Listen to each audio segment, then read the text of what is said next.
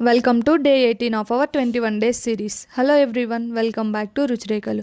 ఈరోజు మన cloud kitchen సిరీస్లో ఫుడ్ ఎలా ప్రిపేర్ చేస్తామో తెలుసుకుందాం. మా క్లౌడ్ కిచెన్లో ఎవ్రీ ఐటెం అప్పటికప్పుడు ప్రిపేర్ చేసి ఇస్తాము. అది బ్రేక్ఫాస్ట్ అయినా, బిర్యానీస్ అయినా, ఈవెన్ కస్టమైజ్డ్ ఆర్డర్స్ అయినా. ఎందుకంటే ఫుడ్ ఫ్రెష్గా ఉంటుంది, ప్లస్ ఫుడ్ వేస్టేజ్ కూడా ఉండదు అప్పటికప్పుడు ప్రిపేర్ చేయడం వల్ల. ఎంత ఫుడ్ అవసరమో అంతే ఫుడ్ ప్రిపేర్ చేసుకోవచ్చు.